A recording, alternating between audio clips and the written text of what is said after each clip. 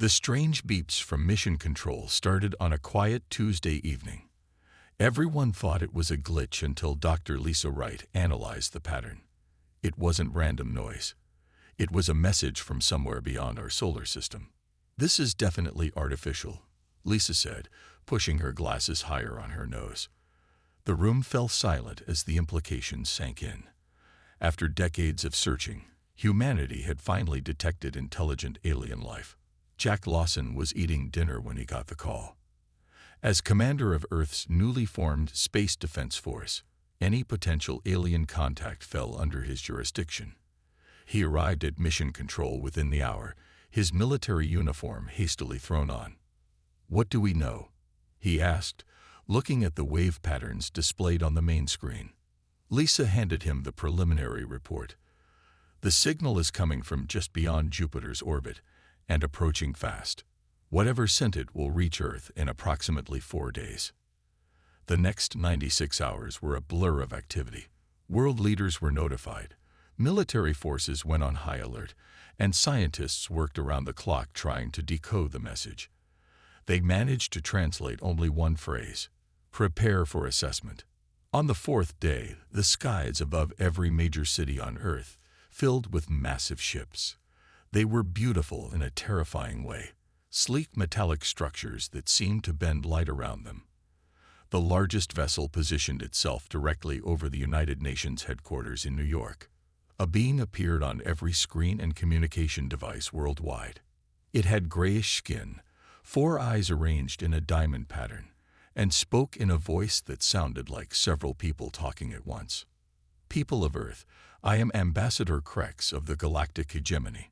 Your world has been monitored since your first radio transmissions.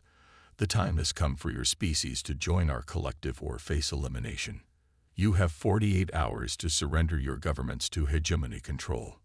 Emergency sessions were held at the UN. Some nations wanted to fight, others to surrender. Jack argued passionately for resistance, while Lisa pointed out the technological gap between Earth and the hegemony was likely insurmountable. "We can't just give up," Jack said during a tense meeting with world leaders. "Once they take control, we'll never get it back." When the deadline approached with no unified answer, the hegemony launched their first attack. Military bases around the world were hit with precision weapons that left smoking craters. Fighter jets scrambled but were swatted from the sky like insects. Jack led a desperate counterattack using experimental space fighters. They managed to damage one smaller alien vessel, but lost 17 pilots in the process. The battle was over in less than 20 minutes. "We need to retreat and regroup," Jack told his remaining pilots. "Head to the backup facility in Colorado." Meanwhile, Lisa was working frantically in her lab beneath the Rocky Mountains. During the brief battle, she had collected data on the hegemony weapons. Something strange appeared in the readings. Their technology seemed to falter when exposed to certain radiation frequencies produced by Earth's nuclear reactors. "Commander, I think I found something," she said when Jack arrived at the facility, his uniform torn and face smudged with soot. She showed him the data. Their shields seem vulnerable to specific energy signatures. "If we can amplify this effect, we might have a chance." Jack looked at the readings and felt the first glimmer of hope. "How soon can you develop something we can use?" "A week, maybe 2, Lisa said. "But we'll need resources and somewhere safe to work." They both knew Earth was no longer safe. The hegemony had established control points in major cities. People were being rounded up, categorized, and processed for integration. "Mars," Jack said suddenly. The research colony on Mars went dark after the initial attack. "Maybe they're still free, if we can get there." Lisa nodded. "I'll need to bring my team and equipment." "I'll find us a ship," Jack promised. "This isn't over, not by a long shot."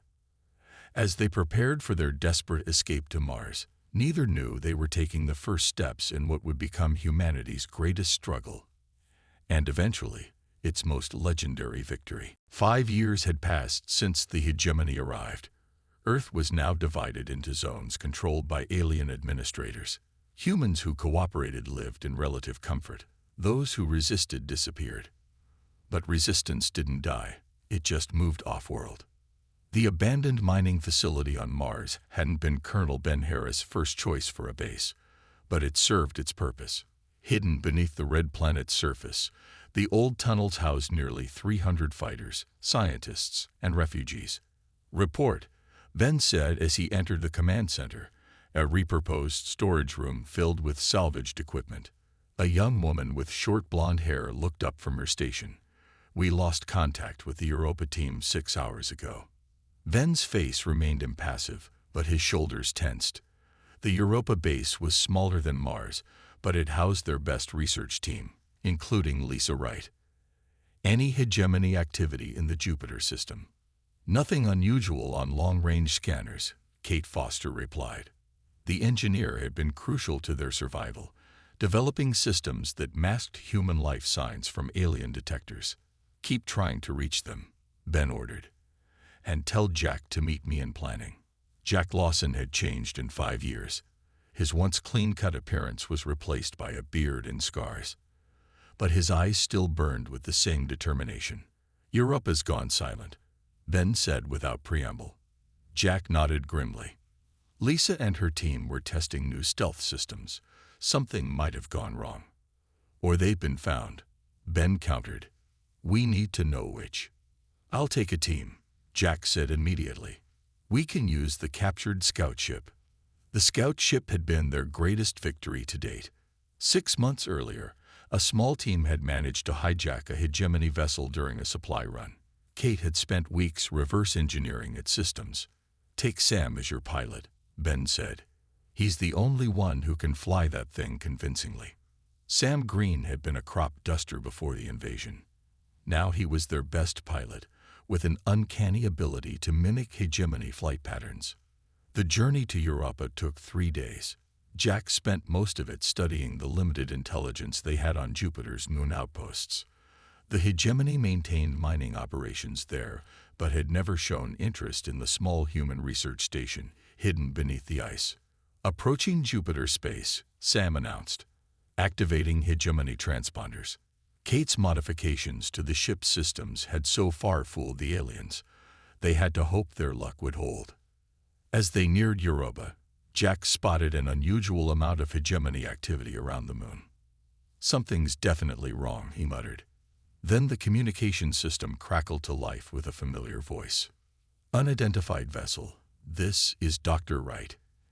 If you're receiving this, we're broadcasting on an emergency frequency." Jack grabbed the comm unit. "Lisa, it's Jack. What's happening?" There was a pause before she responded, her voice tight with excitement and fear. "We're in hiding. Hegemony forces raided the base yesterday. But Jack, we found something important. Something they don't want anyone to know. We'll extract you," Jack promised. "Send coordinates." The rescue wasn't easy. Jack's team had to navigate through hegemony patrols to reach the hidden ice cave where Lisa and 3 others had taken refuge. They came without warning, Lisa explained as they raced back to the ship, almost like they knew exactly where to look. Once safely aboard and heading back to Mars, Lisa revealed what they had discovered. "We accessed their historical database," she said, pulling up files on a portable device. "Earth wasn't their first conquest. They'd been assimilating species for thousands of years." The images showed dozens of worlds, all conquered by the hegemony. But one detail stood out. Every conquered species surrendered quickly, Lisa continued. Except one. A civilization called the Arcane fought back for decades before being destroyed. Jack frowned. "So resistance is futile after all." "That's just it," Lisa said, her eyes bright. "The records show the hegemony considered the Arcane a plague. They were terrified of them. And according to their genetic profiles, they had something in common with humans that no other species shares." "What's that?" Ben asked. "Adaptability," Lisa answered. "We can change, evolve faster than they can. And that scares them more than any weapon." Jack's small team gathered in the war room beneath the Martian surface. Maps of the Orion Nebula glowed on the makeshift screens. 6 months had passed since the Europa discovery, and they finally had a plan. The hegemony communications we intercepted mentioned the Orion sector repeatedly, Lisa explained, pointing to a cluster of stars. They call it a quarantine zone and avoid it completely. Colonel Ben Harris frowned. Could be a trap. Or it could be where we find allies, Jack countered. The arcane records mentioned survivors fleeing toward Orion before their world fell. Ben wasn't convinced. That was over 300 years ago. It's worth investigating, Lisa insisted. We need allies, Ben. We can't fight the hegemony alone. After hours of debate, the mission was approved. They would use their stolen scout ship, modified with Kate's stealth technology. Jack would lead, with Lisa, Sam, and 4 others making up the team. The journey took 3 weeks. They traveled in shifts, always watching for hegemony patrols. When they finally reached the edge of the nebula, everyone gathered in the cockpit. Beautiful, Lisa whispered as they stared at the swirling clouds of gas and newborn stars. Sam checked the sensors. No sign of technology or artificial structures. If anyone's here, they're hiding well. Just like us, Jack said with a grim smile. Take us in, Sam. Passive scans only. They drifted through the nebula for days. The gas clouds interfered with their sensors, making detection difficult. Just as frustration began to mount, a faint signal appeared. Some kind of beacon, Lisa said, studying the readings. It's using an unusual frequency. Can you respond? Jack asked. Lisa shook her head. It's not a communication signal. More like a warning buoy. Suddenly, their ship shuddered as an unseen force grabbed them. We're caught in some kind of tractor beam, Sam shouted, fighting the controls. Before anyone could react, a massive structure materialized before them. A space station blending perfectly with the nebula's gases until they were nearly upon it. Their ship was pulled into a docking bay. Armed figures surrounded them as the doors sealed. We come in peace, Jack said as they cautiously exited their vessel. We're humans from Earth. One figure stepped forward, removing a helmet to reveal a face with subtle alien features, eyes slightly too large, skin with a bluish tint. Earth, the alien said in perfect English. We wondered when you would find us. The aliens called themselves Valens. They'd been hiding in the nebula for generations, refugees from hegemony expansion. Their leader, an elder named Zoran, explained how they monitored communications across the galaxy, including Earth's broadcasts. We learned your languages, Zoran told them during a meeting in the station's central chamber. We studied your culture, your history. We hoped you might resist where we failed. We are resisting, Jack said, but we're outmatched technologically. Perhaps not completely, Zoran replied. Your species possesses something rare. Diane Morgan, the team's scientist, spent days working with Valen researchers while Jack and Lisa learned about Valen history. The Valens had once controlled dozens of worlds before the hegemony arrived. Their ships are impressive, Lisa commented, examining Valen designs. Why didn't they help us when Earth was invaded? Fear, Zoran admitted sadly. We've been hiding for so long, it became our nature. On their 5th day at the station, Diane burst into Jack's quarters, excitement clear on her face. They have weapon technology that interfaces perfectly with human neural patterns, she explained. The Valens couldn't use it effectively, but we can. Hope was growing when disaster struck. Alarms blared throughout the station. Hegemony vessels detected. A Valen technician announced. Multiple dreadnoughts entering the nebula. Zoran's face paled. They found us. After all these years. How? Jack demanded. Did they track our ship? Unknown, Zoran replied. But we must evacuate immediately. As they prepared for a desperate escape, Lisa discovered ancient records in the Valen database. They described humans as a galactic plague. Adaptable, unpredictable, and dangerous. They're not just afraid of us fighting back, she told Jack as they ran to their ship. They're afraid of what we might become. The scattered stars beyond the edge of settled space became home for the survivors. 3 months after the Valen station fell, a network of hidden outposts stretched across 20 star systems. Humans and Valens worked side by side, united by their struggle against the hegemony. Admiral Alan Reeves stood on the bridge of the Defiance, the first true warship built by the Alliance. Once a fishing boat captain from Maine, he now commanded what they called the Ghost Fleet, 17 vessels of combined human and Valen design. Status report. He called out, watching as his crew prepared for their first major operation. All ships report ready. Admiral, his communications officer replied. Thunderbolt squadron standing by. The Thunderbolts were Kate Foster's masterpiece. Small, fast attack craft that used unpredictable jump patterns to confuse hegemony targeting systems. They moved like lightning, struck hard, and vanished before the enemy could respond. Begin countdown. Alan ordered. Remember, we hit the convoy, take what we need, and disappear. No extended engagements. Across the fleet, crews tensed in anticipation. This would be their first coordinated attack against a major hegemony target. A supply convoy headed for their new administrative center on Alpha Centauri. The battle lasted less than 15 minutes. The Thunderbolts emerged from hyperspace directly among the transport ships, while larger vessels disabled the escorts. The hegemony security forces barely had time to react before half their ships were crippled. Back at their hidden base in the Horsehead Nebula, Lisa Wright studied the data from the attack. It worked better than expected, she told Jack, who had commanded one of the Thunderbolt squadrons. The hegemony ships couldn't track our movement patterns at all. Jack nodded, tired but satisfied. Kate's random jump calculations are impossible to predict. Even our own pilots don't know where they'll emerge until the last second. The Valens are calling it the Storm Protocol, Lisa said with a small smile. They say we move like a galactic storm. News of the Ghost Fleet spread quickly among oppressed worlds. More ships and volunteers joined their cause. Some were escaped slaves from hegemony worlds.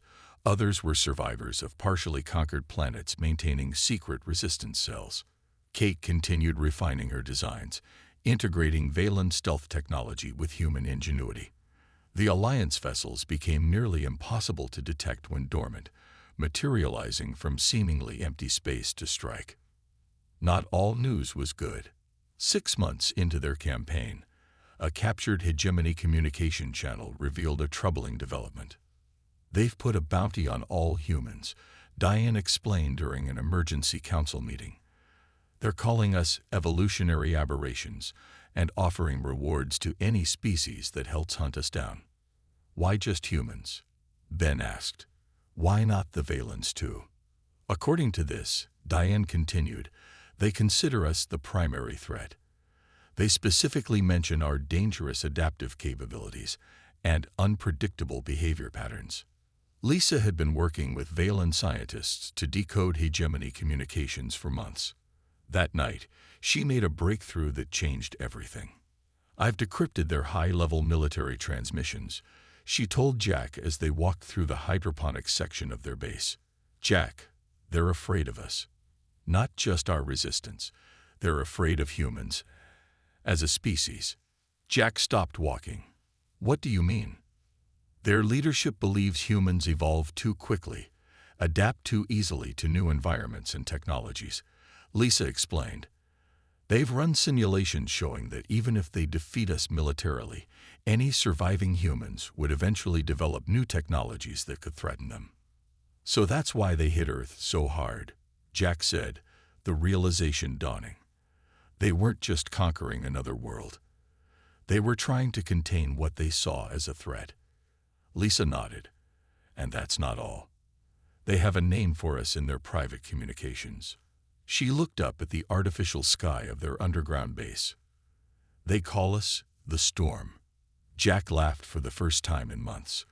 Then let's show them how dangerous a storm can be. 2 days later, Admiral Reeves approved Lisa's plan to launch their most ambitious attack yet, the Centauri offensive. The Alpha Centauri system glowed on the tactical display. Every crew member on the command deck of the Defiance watched in silence as Admiral Reeves outlined the mission. The hegemony has established their largest shipyards in this system, he explained, pointing to a space station orbiting the second planet. They're also using the third planet as a processing center for human captives from Earth. Jack studied the display intently. How many prisoners? Intelligence suggests over 10,000, Admiral Reeves replied. Forced labor building more ships to expand their territory. The Ghost Fleet had grown to 43 vessels. It wasn't much compared to the hegemony's armada, but they had advantages. Kate's unpredictable jump technology, Valen stealth systems, and the element of surprise. This won't be a hit and run, Reeves continued. We're taking and holding the system until we evacuate every prisoner. Colonel Harris will lead the ground forces. Ben nodded grimly. My teams are ready. The attack began at what would have been dawn on Earth. The Ghost Fleet emerged from hyperspace in perfect formation. Thunderbolt squadrons launching immediately toward the shipyards. All ships engage storm protocol, Admiral Reeves ordered. The effect was immediate and devastating. Alliance ships vanished and reappeared in random patterns across the battlefield, making targeting impossible for hegemony gunners. Their weapons fired at empty space while Alliance ships struck from unexpected vectors. Jack led his squadron straight toward the main defense platform. Execute Pattern Omega, he commanded. Hit their sensor arrays first. The Thunderbolts danced through enemy fire, their movements too erratic to track. Within minutes, the platform's external sensors were disabled, leaving it vulnerable to the second wave of attackers. On the planet's surface, Ben's troops deployed from stealth dropships. They faced heavy resistance at first, but the hegemony forces weren't prepared for ground combat against determined humans. South Quadrant secure, Ben reported over the comm. Moving to the processing center. What they found inside horrified even the battle-hardened soldiers. Humans were kept in cramped cells, forced to work 18-hour shifts building hegemony technology. Many were sick or injured. All were malnourished. Get medical teams down here now, Ben ordered, and find the camp administrators. In orbit, the battle reached its peak.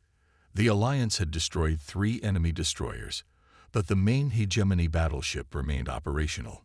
It launched a desperate counterattack against the Defiance. Evasive action. Reeves shouted as energy blasts rocked the ship. Kate's voice came over the comm from engineering. Admiral, we can create a larger distortion field if we synchronize the jump drives of all nearby vessels. What's the risk? He asked. We've never attempted it, she admitted, but my calculations suggest it would create a localized space-time anomaly that would cripple their navigation systems. Do it, Reeves decided. All captains, implement Storm Protocol Maximum.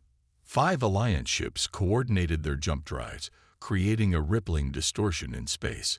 Hegemony vessels caught in the effect drifted helplessly, their systems overwhelmed by conflicting spatial readings. After 6 hours of fighting, the system was secured. Liberation teams freed all prisoners while engineering crews captured intact hegemony technology for study. As they regrouped, an unexpected transmission reached the Defiance. This is High Counselor Jurex of the Hegemony Ruling Council, a stern alien voice announced.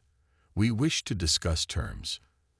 Admiral Reeves allowed the transmission to be displayed. The hegemony representative appeared, his 4 eyes blinking nervously. Your attack on a core system cannot be tolerated, Jurex stated. However, we are prepared to establish boundaries. Return to your designated territories, cease all hostile actions, and we will recognize your independence within limited regions. The offer was unexpected. The hegemony had never negotiated with any species before. They're afraid, Lisa whispered to Jack. They never thought we could take a core system. Admiral Reeves stepped forward, his face resolute. High Counselor, I appreciate your offer. However, I should clarify something. He paused, making sure his words were transmitted clearly across all frequencies. We're not seeking independence in limited regions. And this attack, we're just getting started. He cut the transmission as cheers erupted across the bridge. The Centauri offensive had done more than free prisoners. It had shown the galaxy that the hegemony could be defeated. News of the Centauri victory spread across the galaxy like wildfire. Species that had lived under hegemony control for generations began to whisper of resistance. Some did more than whisper. The Ghost Fleet returned to their base in the Horsehead Nebula to find representatives from 3 different alien civilizations waiting for them. Each had brought ships, resources, and fighters eager to join the alliance. The Maldi control 20 trading outposts along the Galactic arm, Lisa explained as she briefed Jack and Admiral Reeves. The Zorith have advanced stealth technology that even surpasses the Valens. And the Nexari. She paused, excitement in her eyes. The Nexari were thought to be extinct after resisting hegemony rule 50 years ago. They went into hiding, like the Valens. A tall, gray-skinned Nexari named Varex explained. We've been watching your resistance grow. You've accomplished what none thought possible. Over the next month, ships arrived almost daily. Some large, some small, all crewed by beings who had suffered under hegemony rule. The alliance grew from 43 ships to over 200. Dr. Peter Lewis, who had been studying captured hegemony technology, made a discovery that changed their strategy completely. Humans produce a unique energy signature, he announced during a council meeting. Our neural patterns generate a field that disrupts hegemony communication systems on frequencies they can't detect or shield against. Is that why their weapons seem less effective against our ships? Kate asked. Peter nodded. Exactly. The more humans on a vessel, the stronger the interference. Their systems were designed to work against more predictable species. Can we amplify this effect? Admiral Reeves asked. We already have, Peter replied with a smile. That's what Kate's Storm Protocol does without realizing it.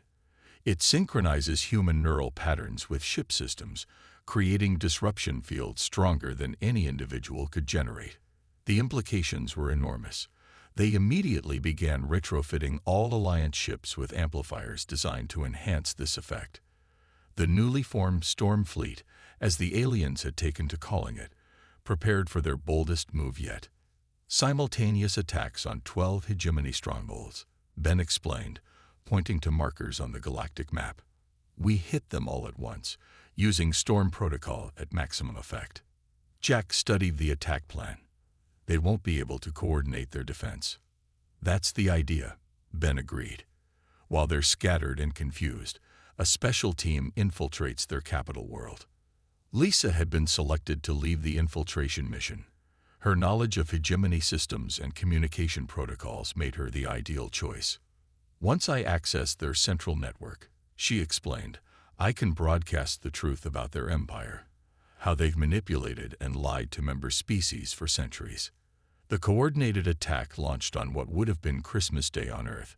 Storm Fleet vessels appeared simultaneously in 12 systems, their enhanced disruption fields creating chaos among hegemony forces. Jack commanded the strike force at Rigel, leading 30 ships against a major military base. Their new allies fought with surprising ferocity, some settling centuries-old grudges against their former masters. The hegemony defenses are collapsing, his tactical officer reported. They can't coordinate between ships. Meanwhile, Lisa and a small team of specialists looked through the confusion aboard a captured hegemony diplomatic vessel. They landed on the capital world, using forged credentials to enter the central communication hub. We have 12 minutes before the security protocols reset, she told her team as they worked to override the system. Across the galaxy, Ben and his forces assaulted the hegemony's primary command structure, a massive space station where their military leadership coordinated fleet movements. All teams, breach at coordinates shown. Ben ordered as drop pods launched from Alliance ships. Remember, we want prisoners, not casualties. These officers will stand trial for what they've done. The fighting was intense but brief. Most hegemony officers surrendered when they realized their communications were compromised and reinforcements weren't coming. On the capital world, Lisa accessed the master communication relays just as security forces discovered the infiltration. "Broadcast initiating," she said, transmitting data packages that contained irrefutable evidence of hegemony atrocities, manipulations, and lies. "Let the galaxy see the truth." As Alliance forces secured their objectives across 12 systems, the hegemony's carefully constructed facade of benevolent leadership crumbled. The storm had broken upon them from all sides, just as they had always feared it would. The hegemony fell faster than anyone expected. Once Lisa's broadcast reached the outer systems, entire fleets defected. Worlds that had been subjugated for centuries rose up against their oppressors. Within 3 weeks, the empire that had dominated the galaxy for millennia existed only in scattered pockets of resistance. Jack stood at the viewport of the Defiance, watching as ships from dozens of species moved in formation around the former hegemony capital world. The massive planet below had once been the center of galactic oppression. Now it would host the first meeting of the Galactic Cooperative. "Hard to believe it's been only 2 years since they invaded Earth," Ben said, joining him at the window. Jack nodded. "Even harder to believe we won." "We didn't just win," Lisa corrected as she entered the room. "We changed everything. The galaxy will never be the same." Admiral Reeves called them to the conference room, where representatives from over 40 species had gathered. Some were former hegemony members. Others were races that had hidden like the Valens. All looked to the humans with a mixture of respect and caution. "The Transition Council has reached a decision," announced Zoran, who had survived the fall of the Valen station and become a key alliance leader. "We wish to establish permanent headquarters for the Galactic Cooperative on neutral territory." "The Sol system," suggested a Maldi representative. "Earth should be the center of our new alliance." Admiral Reeves shook his head. "Earth is still rebuilding, and the cooperative should belong to all species equally." After hours of discussion, they agreed on a lifeless system near the galactic core. It would be developed as neutral territory, with representatives from all worlds having equal voice in governance. "There's one more matter to address," Zoran said solemnly. "What about the remaining hegemony loyalists? Several battle groups have retreated to the outer rim and refused to recognize the cooperative." "We should send them a message," Kate suggested. "Make our intentions clear." The memorial transmission was Jack's idea. They would broadcast to every world and ship in the galaxy, making clear what had happened and why it must never happen again. The transmission began with images of devastated worlds, casualties of hegemony rule. It continued with scenes of different species working together during the rebellion. It ended with a simple statement: "Never again will tyranny stand. The galaxy belongs to all." 1 month later, Jack found himself in an unexpected role. Ambassador Lawson, Earth's official representative to the Galactic Cooperative.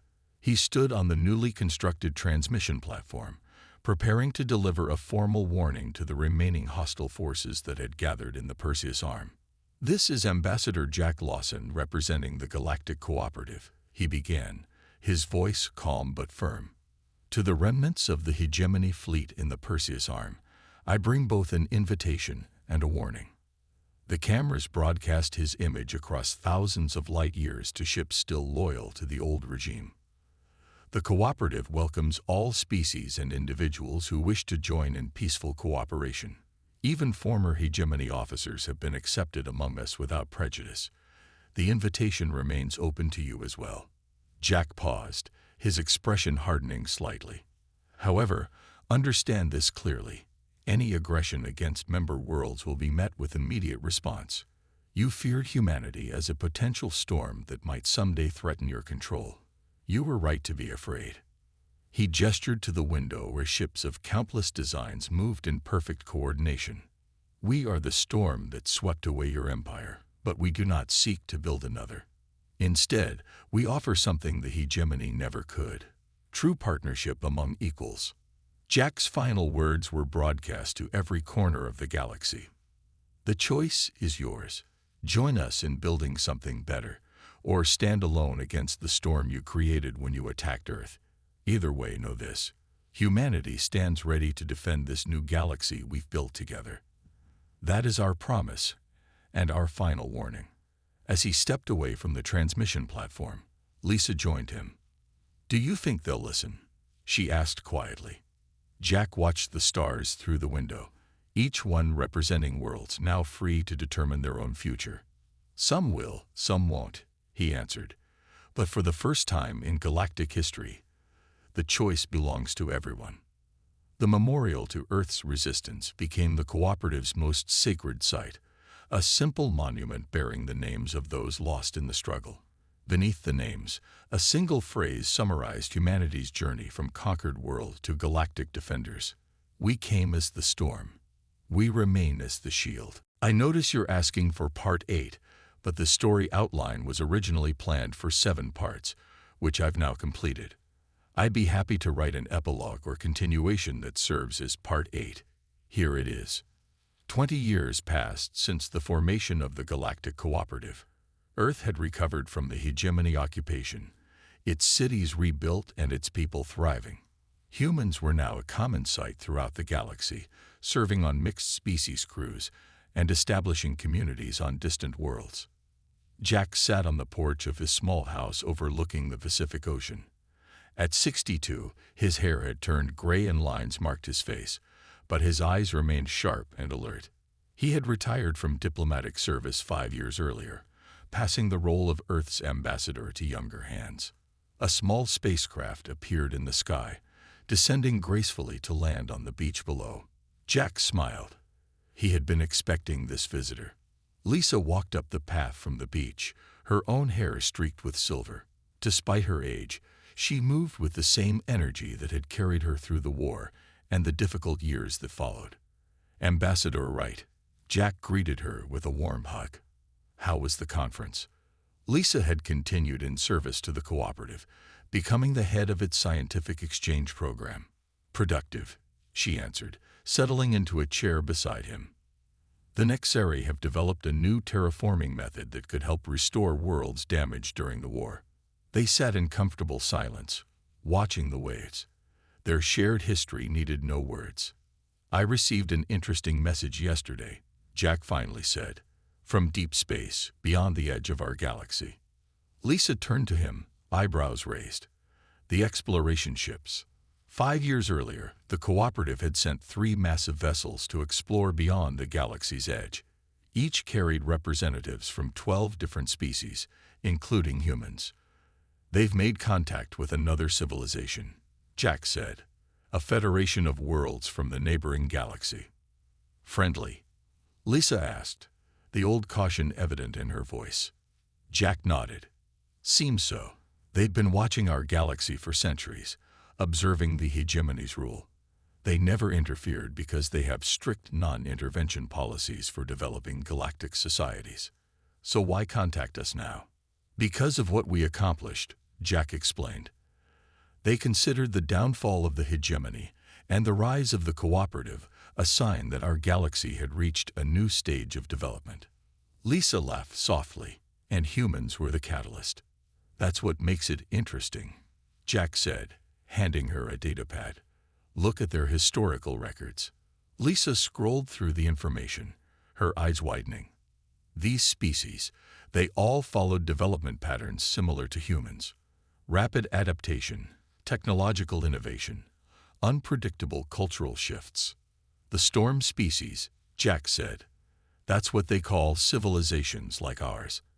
Every galactic community apparently has one. A species that evolves rapidly, thinks differently, and eventually breaks the established order." Lisa set down the pad. "So we're not unique." "We're rare," Jack corrected, "but not unique. And now they want to establish diplomatic relations with the cooperative." The sun began to set over the ocean, painting the sky in brilliant oranges and reds. "The next generation will have quite a challenge," Lisa observed. "Intergalactic diplomacy." Jack smiled. "Kate's daughter is captaining one of the contact vessels. Ben's grandson is serving as tactical officer. Our legacy continues." A soft beep came from the communication unit inside the house. Jack sighed. "Admiral Reeves." he guessed. Still can't accept that we're retired. Lisa laughed. Some storms never truly end. They walked inside together as night fell over the peaceful earth. On the wall hung a simple frame containing Jack's original uniform patch from the Resistance days. Beside it was a small display showing the cooperative emblem, a spiral galaxy with a bright starburst at its edge, representing the storm that had changed everything. In space, ships of countless designs traveled between stars, carrying beings who had once been enemies but now worked together. The name human was spoken with respect throughout the galaxy, not for their strength alone, but for teaching the galaxy that freedom was worth fighting for.